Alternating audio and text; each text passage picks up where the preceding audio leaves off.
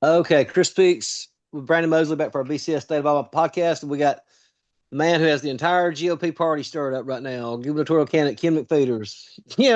What's going on, man? I hear everybody's mad at you right now. Tell me about this lawsuit. Well, we filed a lawsuit to prove to have Tommy Tuberville prove what he's never proved, and that's that he actually lives in the state of Alabama. And there's so much evidence out there with his flight logs and everything that he's not showing to the people of Alabama where he lives. All he's done is given his driver's license and saying that he claimed a homestead at a small house in Florida. I mean, in Auburn, rather, a one bathroom house near student housing, a one bathroom house. Think about that. Miss Tommy Tuberville, if y'all ever met her or looked at her, is a very classy lady. Ex SEC head coach's wife. They don't live in one bathroom homes. They don't share one bathroom homes. The guy's a multi millionaire, sitting U.S. senator. They don't live in a one bathroom home for 7 years, and that's what he's contending. It's ludicrous. And his flight logs, they all show that he's flying to Florida. In 21 to 23, I think only 37 of 87 flights show a connection to Auburn. The rest were all a connection to Florida, the Panhandle. And of the 37 with a connection to Auburn, it's a game day condo. I mean, if you take out 16 to 21 game days where he flies into the games, there's only a few flights that actually don't go to Florida. So he can't. I think we can establish, from his home in Santa Rosa, that Tommy Tuberville, if he wanted to, could establish Florida residency. You know, does that mean though that he doesn't? You can be a resident of two states.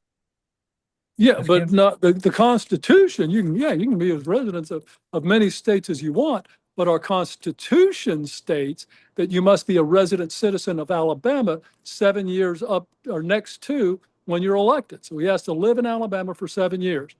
And so he's going to have to prove it. I mean, when he ran he left Alabama in 2009, 2010 through 2016, he was coaching at Texas Tech or Cincinnati. And then when he moved back, he moved and claimed residence when he's, hung up his whistle and retired. He didn't retire to Alabama. He retired to his beach house. That's what he said in 2017. Then he decided to run for the U.S. Senate.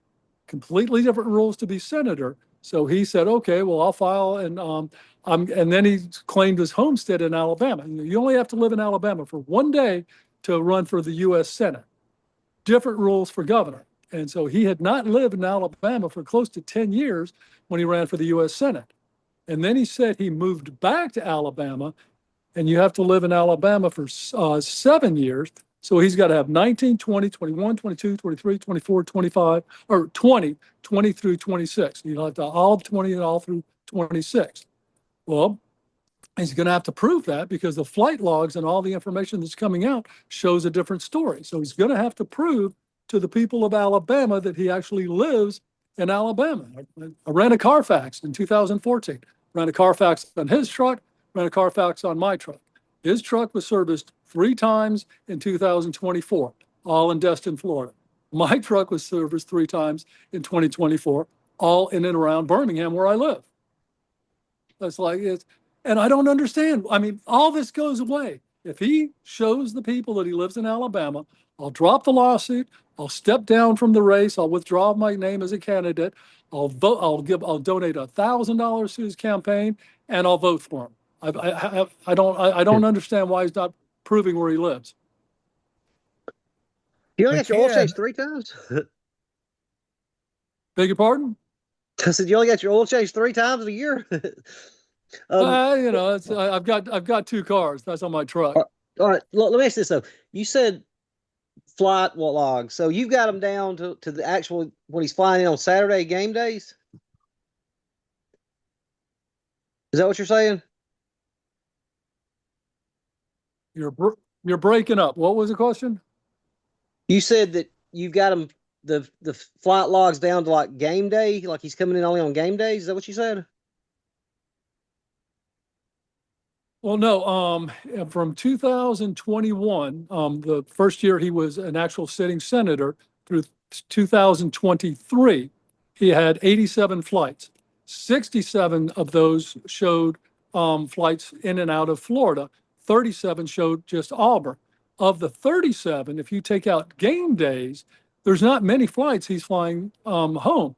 Like, and also like he'll take, if he gets a break from Washington D.C. and flies home, he'll fly into like Huntsville, do a meeting in Huntsville, do one in Birmingham, do one in Mobile, do one, or Montgomery, Mobile, and then he goes back to Florida. And he flies out of Florida back home. So, I mean, he's not flying home, or if he's doing a work tour, he's going to work and then flies back out of Florida. I mean, this is the Secretary of the U.S. Senate, where you get all your expenses reimbursed as a U.S. Senator, where you get reimbursed for your flights home, quote unquote. And his home is Florida. And I mean, if the ALGOP doesn't start getting behind me, we're screwed. We're going to have, if he gets procedurally, rather than show the American people out of this lawsuit that I filed, that means he's admitting he's guilty. Rather than just showing the people where he lives, he's going to try to use lawyers to get him out. Well, if he does that and he wins the primary, then Doug Jones is going to sue. Doug Jones will win because he can't, unless he shows his tax returns, flight logs, which we've already got, and we're doing a deeper dive now. There's a guy named Scott Johnson with Lanyap Daily down in Mobile. He's done a yeoman's job. Unbelievable, the deep dive. Hopefully he'll win a Pulitzer for this. But he's gone through all the flight logs from the Secretary of the U.S. Senate, and it clearly shows he's a Florida resident from 21 to 23. 24 and 25, when he started talking about a governor's race and a governor's run, major shift in the flights to Auburn and Montgomery, major shift. And if he would have moved back to Alabama in 2021 or in 2020, which was required by the Constitution, there wouldn't have been that shift. So it's kind of like it doesn't add up. So he's got to come clean. And if he doesn't, Doug Jones, all I have is truth and the people. I'm requesting a jury trial, and which is my constitutional right. I can request a jury trial because only the people can decide. Well, I've got the people and the truth. Doug Jones has got money and the lawyer and the connections. He's going to win. I'm hoping I win. Hopefully our lawsuits, I believe in America, I believe in our judicial system, but he's got the connections, the political and the judicial connections and the money. He's going to win. If they win, Tommy Tuberville and the ALGOP aren't going to have a candidate come the general election in November. We're screwed. I mean, we're going to have a liberal, Mountain Brook liberal as our next governor, and that's horrible. But the law does not require Tuberville to prove he's an Alabama resident. He shows evidence with his driver's license and, that he has a home and this is his address and he gets mail here. The burden of proof is on you to knock down that he doesn't reside part of his time in Alabama. And that's what we've got with the flight logs is Carfaxes. We'll run more Carfaxes. And the Constitution says you have to be here for 7 years. Well, we've got the flight logs, and it shows clearly that he's not flying home to Auburn. He's flying home to the beach.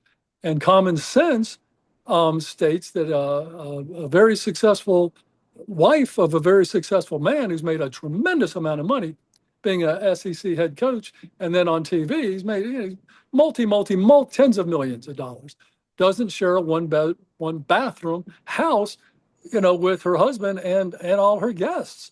That's ludicrous. I mean, it's kind of like, and the people of Alabama know he doesn't live here. It's just, he's going to have to prove it. So, and we're going to show what we've got. And then he's going to have to show us that he does live here. And he can do Ken, that. let me ask you Do it something. now. I'm confused. Yes, sir. I'm confused about this right here. You're talking about Doug Jones will be able to get him off. Well, if you can't get him off with a lawsuit, it's still going through the same court system. How's Doug Jones' lawsuit going to be able to get him off? I mean, he's saying we're not filing correctly, and they're going to try to get it off on a procedural reason rather than it going to a trial. He's going to try to take it out. Well, you didn't do this right. You didn't do that right. So he's going to use lawyers to get us off rather than the truth. He's going to use lawyers not to run or not to prove that he lives in Alabama. Judge Jones is going to have millions of dollars and the legal connections and the legal teams to win. I mean, he's going to come in, they'll probably spend $500,000 on lawyers to win. And that matters. I mean, it shouldn't, y'all. It should have only the truth and the people, but matter and unfortunately, the way our court system is today, money matters. And everyone knows that. If you got money, you can do what you want. And that's what he's hoping. But in defense of Tuberville, why, if he knows that Doug Jones is going to sue him over the same matter, would he consent, if he can block it in any way, to having a jury trial with you, only then to have anything that's presented in that case used against him in the second case, which would be over the same matter? Well, if that actually goes to a jury, that's going to take Doug Jones out of it. If you've already won, you can't be, I guess you can continue to sue. But I mean, if it actually goes to a jury trial, I mean, it doesn't even have to do anything. Just show us where you live. Our Constitution says 7 years. Show us, release your tax return. He's been a U.S. senator. So but that doesn't matter. Most of his time is in D.C. True. But when you fly home, you fly home. And there's also some legal things. If he's getting money to fly, the U.S. Senate will not pay you to fly on a vacation. If he's saying his home in Florida is his vacation home, and they're flying him to his vacation home, there's some legal problems he's going to get in there also. And he's not flying home. He's not, home is, he's saying, and he's doubled down. If he would have just said, well, hey, I live in Auburn, or not I live in Auburn. If he's saying, I filed homestead at Auburn, I get mail at Auburn, and I'm in D.C. a lot, that would be one thing. And he can. He's claimed homestead there.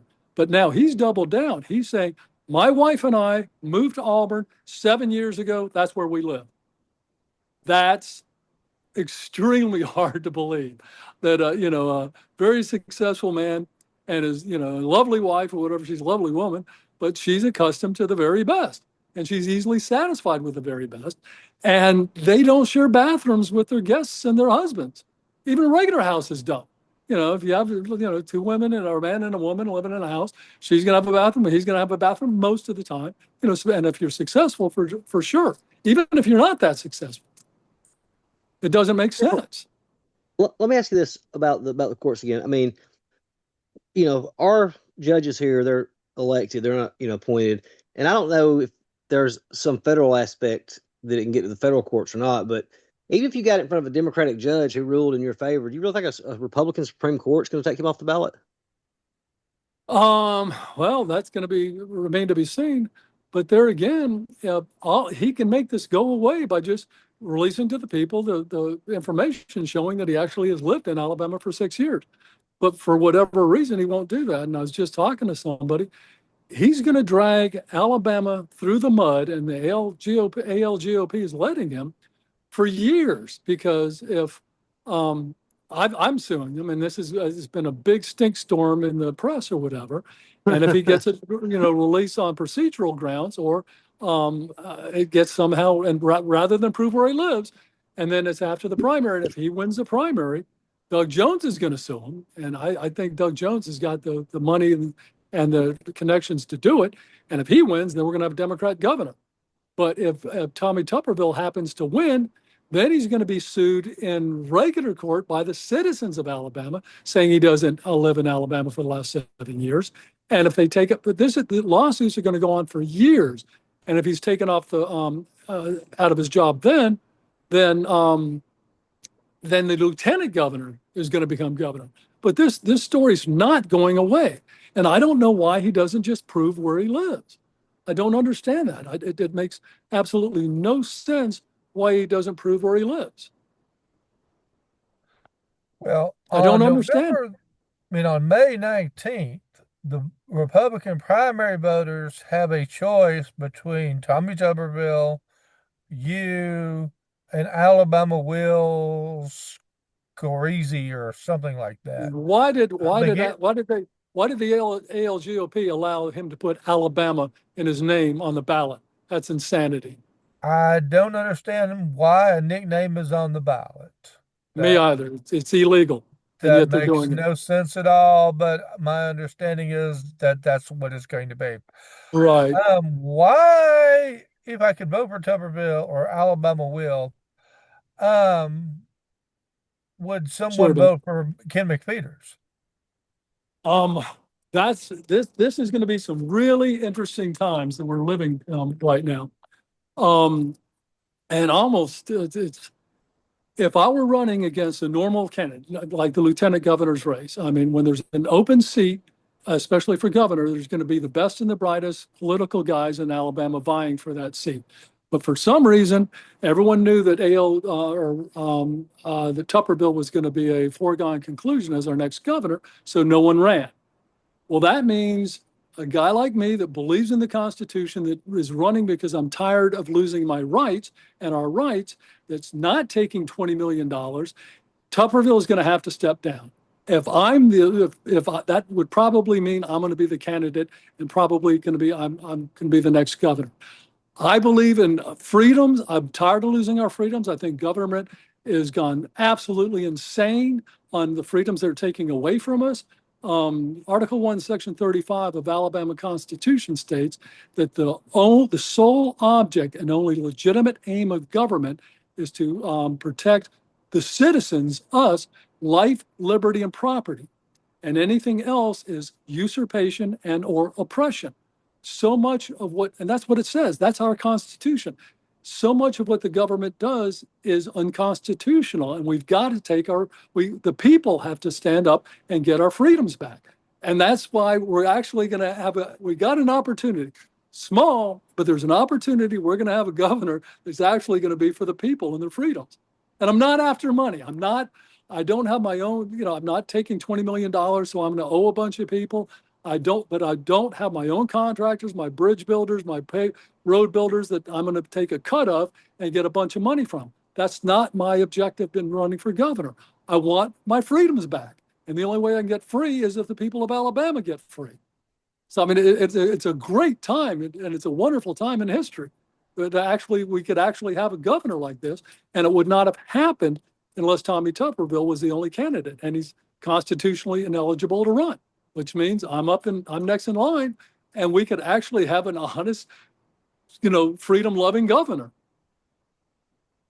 Yeah, and you said that if he would just show proof, you'd drop out and all that and stop. In a heartbeat. What proof would satisfy your? There's of course his tax return showing he's paid income tax in Alabama for since 2020, the 7-year requirement, but also his utility bills. The utility bills will show when he's in residence. And if he's supposedly in residence in Auburn, his utility bills will go up. And also his credit cards. And he can, redact anything personal or whatever, but all the credit card will show spending habits. My credit card statements show I went to that drugstore, I went to that pet supply store, I went to that grocery store, I went to that restaurant in around where I live. Well, his will show that. It will show where he's in residence. And it's not Alabama. So, or he would release it. I don't understand why. Well, if he doesn't release it, the only reason he's not really releasing it is he can't, because if he does, it'll prove he doesn't live here. So, I mean, like I said, he can make all this. It's a big thorn in the side of him. It's a bigger thorn in the side of Alabama. So and like I said, it's going to go on for years. This is not going to end. It's not going to end. The genie's out of the bottle. Prove to the American or the people of Alabama where you live, or step down. Because it's not, like I said, Doug Jones is going to pick it up, and after that, someone else will and sue him, and then lieutenant governor. And I think John Wall, if he wins or whatever, Wes Allen or whatever, whoever, or there's a new guy, a black guy that's a ex-military guy that I heard is pretty good. Patrick Bishop. Bishop, right. I was talking to someone about him that, and that will probably be our next governor. Unless the ALGOP, and I mean, I can't believe that the government nor the ALGOP is doing this. It's the media. One guy down at the Lanyap Daily did the deep dive into the travel records from the Secretary of the U.S. Senate, and it does, and I mean, clearly shows he doesn't live in Alabama. Clearly, and no one believes it. Hey, You have very little name recognition. You've never held a public office before. If you were the nominee, how would you stack up against Doug Jones, who's been a U.S. attorney, who's been a U.S. senator? I think those of us who pay attention to politics, all know Doug Jones. Very few in the public know Ken McFeeters. I'm the candidate. He just drafts you into general. Well, I mean, if I'll have 6 months to get my message out, and the main thing with Doug Jones, everyone knows him. Well, everybody knows he's a Mountain Brook liberal. I mean, and there's nothing sleazy, or grosser that'll give you the shivers than a Mountain Brook liberal. I mean, they're sanctimonious, they're righteous, it's not a good thing to be. And I don't think he has a chance of winning against a Republican. I mean, I really don't. I think the people are going to be extremely turned off by that. I mean, they're the ones with pushing the LBGQ, XYZ agenda. I mean, it's what he stands for is not what Alabama stands for. I think any Republican could beat him. Well, first of all, I'm not so sure he's going to be the nominee. Me either. I still think, I'm not so sure about that. But let me ask you this, Ken. I mean, as popular as what Tommy Tuberville is, and do you think the Republican voters would turn around and vote for you after you got removed from the ballot? It would also, I think so, because I'm someone strong enough to. I mean, the other option is Alabama will, that the ALGOP allowed illegally to be on the ballot like that, put a nickname. It would be between him and I. So, I mean, actually, he would probably do debates and decide between one of us. And I mean, but it does show that I'm strong enough. Nobody else was willing to take on Tuberville. I was, and I've got him on the ropes right now. And his camp and he either need to step down or come clean. I mean, you can't stonewall this. And if his lawyers, that's an admission of guilt. If his lawyers are going to use procedure rather than the truth to get the lawsuit dismissed, that's an admission of guilt. That means he doesn't live in Alabama. And I'm the only one strong enough to stand up to the media, the establishment, the $20 million money, I mean, and actually beat him. So if he's got to step down, and like I said, it's a great time because I don't owe anyone any money, and we'll actually have a governor that is for the people. And that'll be a wonderful, wonderful experience. It's been a long time since that's happened. I don't even know who the last one that was actually for the people. Ken, there's an ongoing effort in the Alabama legislature to usurp the authority of the PSC and create an energy secretary appointed by the governor, and then pack the existing PSC commission with political appointees by expanding it from 3 to a 7-member board. What's your view on that legislation? I mean, I know my opponent's all for it. It reeks. It seems like it just reeks. It's not good. And, that's like a lot of the stuff the government does, like the Patriot Act. It's the exact opposite of what happens. The Patriot Act was not about being a patriot. It was about giving away our rights. Same thing with down there. We got to, and if you look at Article 1, Section 35 of our Constitution, it doesn't sound like they're, protecting life, liberty, and property. It sounds like they're using usurpation and taking rights that aren't theirs. Because I want to put also that Article 1, Section 35 at the entrance to our new Capitol, every entrance of our new Capitol building down in Montgomery, and remind the legislature the people have the power and don't overstep your authority. And that's what's going to be nice. Tuberville is going to have to step down. It's going to come to a head in the next couple of weeks. He cannot put Alabama through what he's putting Alabama through for the next several years, because it's not going away. So, Ken, let me ask you this. I'm not trying to put you on the spot or anything, but you've been talking about this for a long time. You had this all planned out, didn't you? I mean, I've been telling the truth, and that's all I've done. I mean, that's why you ran, though. I mean, you had it planned, right? I mean, it's a smart plan. I mean, I knew he's ineligible to run. I mean, the Washington Post in 2023 called him the third senator from Florida, and he hasn't lived. You know, when he ran for U.S. Senate, he hadn't lived in Alabama for close to 10 years. And then, say what you will about Jeff Sessions, whether you voted for him or not, no one can argue that he was probably one of the most honest politicians, big politicians we've had in my generation. He was an honest man. Well, he knew Tuberville didn't live in Alabama and brought it up. And that's what Tommy Tuberville says he got around that. But different rules for the U.S. Senate. He didn't live in Alabama for the last 10 years before he became a U.S. Senator. And then he says, quote unquote, he got a house of convenience, a one bathroom house in Auburn that he uses his house of convenience for a homestead, that he's saying that proves he lives in Alabama. It doesn't. And, so I knew he would be ineligible to run. That's why I knew. Since all I have is the truth. And I've talked, that's why I ran for Congress. I wanted to talk about the truth. Spent $25,000 on my own money to tell the truth. And I'm still telling the truth. And, it's upsetting a lot of people. And I don't understand that. I don't know why the deep state in the Republican Party in Alabama is not embracing me. I mean, I really don't. It's like, guys, we got an opportunity here to have a really cool governor that's going to help the folks. We'll be food independent. We'll educate our children, and we'll take medicine back. What's wrong with that? That should be what everyone's for. And they're going to have to do something. I mean, it's the big shots in the Republican Party, and I'm not at war with you guys. Like I said, I don't have my own pavers and bridge builders and contracts. I need you guys to fix Alabama. We got to become food independent. Washington, D.C. and the globalists are absolutely insane, and they control, because of our monetary policy, our food supply. We have to bring that back. Alabama has to be able to feed Alabama. Rockefeller took over our school systems, and our schools are designed by design, not educating our kids. They're teaching them to memorize what they're told and do what they're told.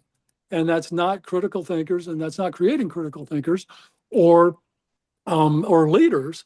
And then if you're the best and the brightest at a really idiotic school system that, only doing what you're told and remembering what you're told, where do you get to? Law school and medical school. That's why our legal system's so screwed up and our medical system's so screwed up. We only have people that are doing what they're told and remembering what they're told. We got to take that back. If we take that back, Alabama is going to be great. Ken, what's your view on the gambling? I know there's a lot of gambling money being poured into this election from all sides here. What do we need to do, in the next term with gambling and the lottery and casinos, or do we need to do anything at all?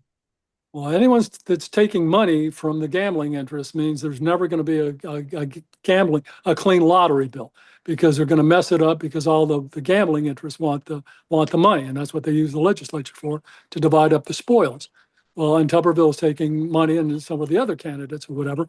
I'm not. And if I'm not, and we can get a clean lottery bill, and since I'm not taking any money, we might be able to get a clean lottery bill. Now, it's got to come from the legislature, but I would sign a clean lottery bill if we use that money for mental health, not education. We got to redo education, not give it more money. We got to take our education back. But if we used it for mental health, and that would have a two-pronged benefit. It's going to help the mentally ill, but it's also going to solve our prison population problem, because most of our crazy folks and mentally ill folks end up in prison, and that's how we're treating them.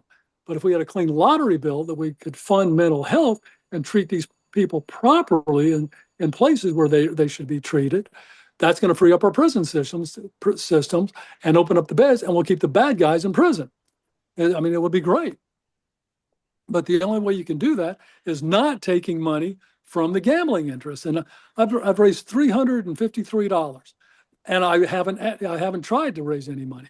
I don't want to owe anybody. And that's why this election is almost like it's divine intervention, because he's going to have to step down.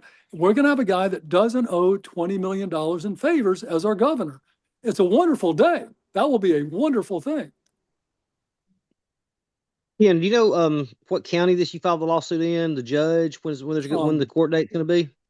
I don't know where the court date is. It's Covington County, and the reason we filed it down there, you're supposed to, and Doug Jones says we filed it in the wrong place or whatever, and then because he's salivating, he hopes Tuberville wins, and then he gets kicked off the ticket, and he's unopposed going into the general election. Well, we did it down there because you're supposed to file it where the person lives. Well, Covington County is as close as you can get to where he lives. It's right on the Florida Alabama border. So we filed it there. And we're demanding a jury trial. We don't want a judge's opinion on this. Judges can't rule on this. Only the people can, that we want a jury trial.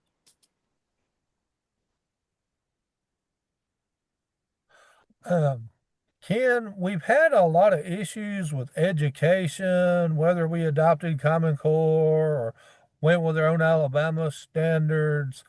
Now, we have improved from like 52 to 32, though part of that was due to blue states shutting down their schools for 2 or 3 years for COVID. Ours were not shut down nearly as long, so our students didn't take the drop in performance that some of these, blue states experience. So, are we on the right track, or is there something we can do from our education standpoint that's going to elevate us to a higher level? We have to rethink education top to bottom. I mean, it's controlled by a bunch of bureaucrats and educators that don't want our kids educated. Thomas Jefferson said, what was he said? Ignorant country and a free country is what never was and never will be. The powers that be want our kids ignorant. They're not educating our kids. And Ben Franklin said that only the virtuous can be free. Well, why aren't we teaching virtue in school? Ben Franklin has a little program that he did for the most of his life. He started it when he was 18 because he wanted to be virtuous. He started it when he was 18 years old, and there were 13 virtues. And he looked at one and thought about one once a week, or every day, once a week. And at the end of the week, he'd go on to the second one. He wanted it to become habitual. He wanted virtue to become habitual. And the second week, it went on, and there were 13 virtues. That's what we need to teach in our schools. Every year, every kid's in school, they're going to do 1 hour a day, every day, for every year they're in school, and do the Ben Franklin's virtue program. At the end of it's only going to take a couple of years because it's really brilliant. I mean, the virtuous, and people will come from all over the world to hire our virtuous children.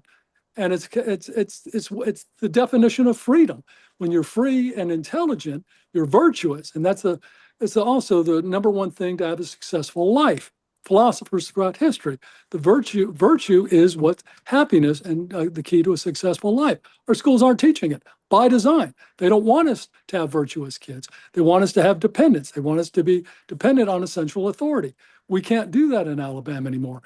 We have to take Alabama back. So many globalists, a lot of our presidents have been globalists or whatever, and we can't do that. They're trying to globalize, so we've got to take Alabama back.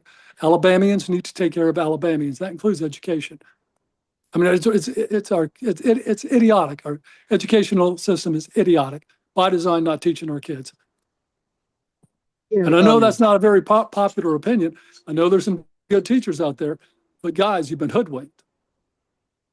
Ken, are you not concerned that let's say you're successful and you get him removed, and let's say you win the primary, that the Republican Party would then, with his war chest and what they've got, they would fund a write-in campaign for a candidate with name recognition, like a Will Ainsworth or John Merrill or somebody like that, and you would just get beat by a write-in campaign? I mean, they're going to try anything to keep a governor of the people involved, from being elected. And, I can't see. I mean, that will just, if they do that and they split the vote, also, they're guaranteeing Doug Jones will win. If they do a write-in candidate and have me as the candidate for the GOP, they're guaranteeing Doug Jones will win. And a lot of the people that are behind if you look up at Washington, D.C., there's a big uniparty. The people that control a lot of both parties are the same folks. Well, if they do that, Doug Jones will be our next governor. And that's not going to make the establishment that unhappy because they control both at that level. And I mean, and so it would just destroy the Republican chance, the chance of a Republican being elected in the general.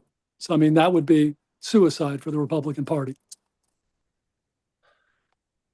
Ken, you've touched on this previously. There's a 21-member steering committee that, decided, to hear or not hear your challenge, to the election.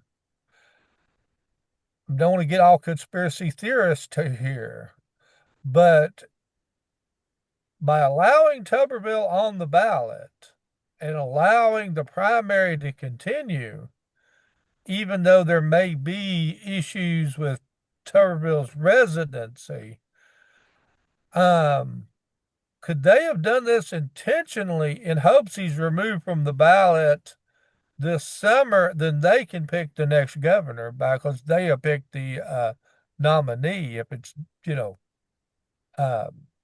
the court challenges are done in time before the ballot. I don't think, it's my understanding, they don't, if it's after the primary and he wins the primary and then he's taken off the ballot by Doug Jones, they don't get to select a replacement. No one gets to run as a candidate. If a candidate dies or becomes ill or dies after the primary, the party gets to select someone, but not if he's taken off by the courts. That's my understanding. So Doug Jones will go into the general with no primary or with no opposite. There's no one running against him as a Republican. I mean, we can do a write-in candidate, or whatever, but they don't get to select a new candidate. It's my understanding. I don't have experience with Republicans, but when Roy Moore won the Democratic when Roy Moore won the Republican nomination for Chief Justice of the Supreme Court, the Democrats, Alabama Democrats, and they based it on reporting that I did about some comments that the man had made, removed their nominee from their ballot.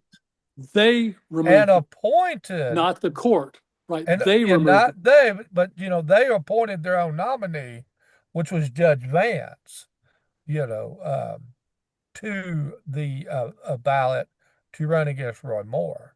I mean, Republican rules may be different than Democrat rules, but ultimately, and I also remember when Jim Bonner was running for Public Service Commission, Terry Lathan and the steering committee announced that if Jim Bonner, I think he was running against Jeremy Oden, that if Bonner had won, they would not allow him to be the nominee and they would remove him from the ballot and appoint someone else.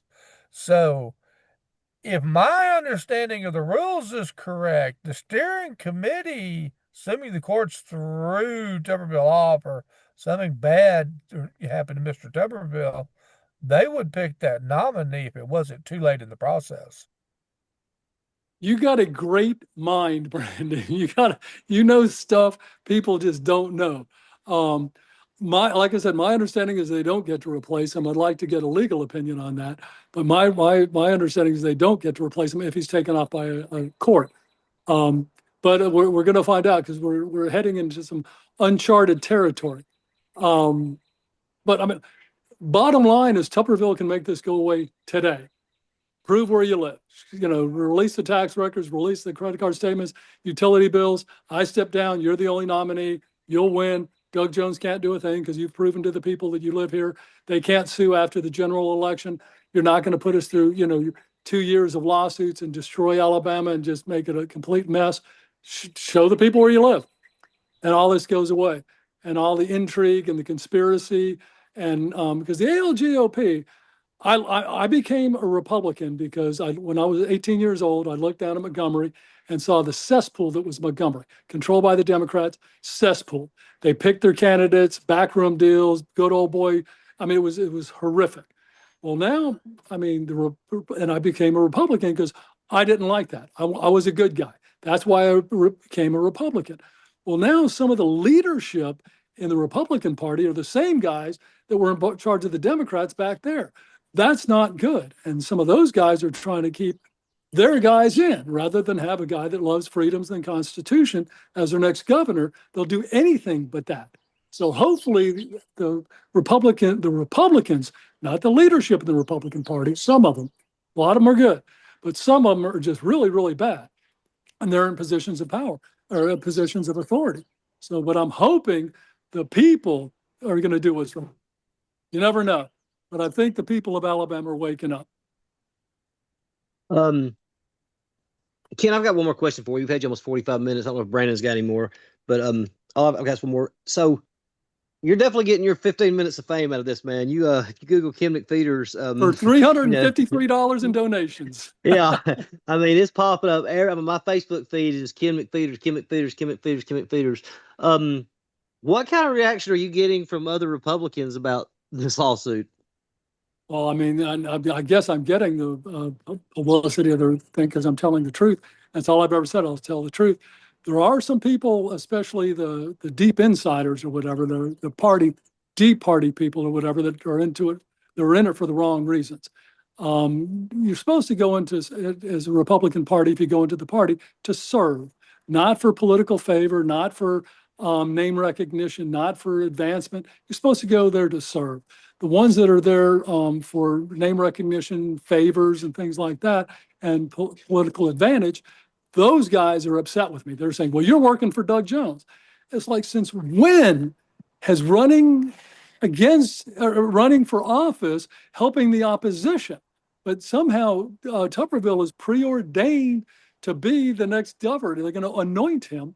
And if you run against him, you're trying to destroy the Republican Party and you're trying to help the Democrats. When has that ever happened? It's asinine. So it's kind of like, it's Doug Jones or Tuberville is the one helping the Democrats. They're having a field day with this. They're praying he's the nominee so they can take him off the ticket. And so it's kind of like, I'm and the ALGOP. Support, you're not supposed to be involved in primaries. You're supposed to let the people decide. And, but they're not. They're almost like the Democrats used to be when I became a Republican and became a good guy. I want to be I'm the good guy. I want to do what's right. Stay out of the primaries and let the people decide. But they're not.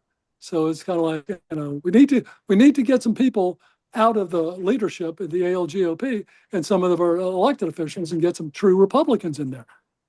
It's like there's 535 U.S. senators and congressmen.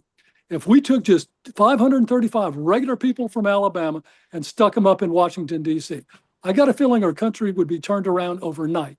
But something happens to them when they go up there.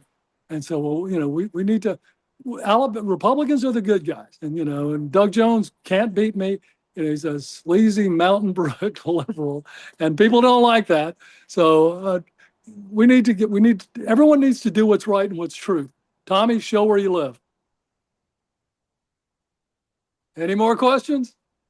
And I'm not scared to answer any question. Hitting on another topic, it appears that the healthcare freedom bill has stalled again in Montgomery.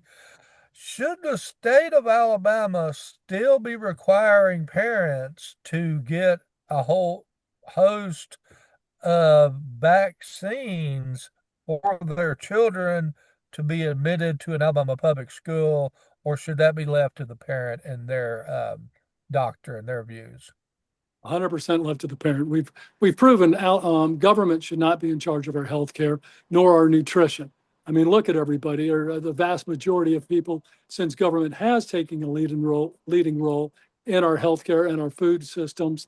Everybody's unhealthier than we've ever been. Vaccines, and they've given immunity to the vaccines manufacturers. And then since they've given legal immunity to the vaccines manufacturers, they're injecting our kids, 400% more than they used to when I was growing up. It's absolute nonsense. Get government out of healthcare. And then, that vaccine freedom or the freedom, it's not freedom. It's always the exact opposite of what the governor or the politicians are calling it, like the Patriot Act. It's not about being a patriot. It's giving your rights up. This freedom bill is going to take your rights away. It's between the parents and the doctors. And we also need to get the folks out of our medical schools.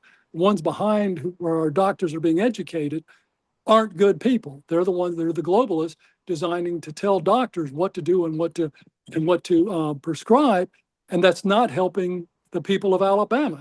We have to rethink medicine. We need to get politicians out of medicine and our medical schools.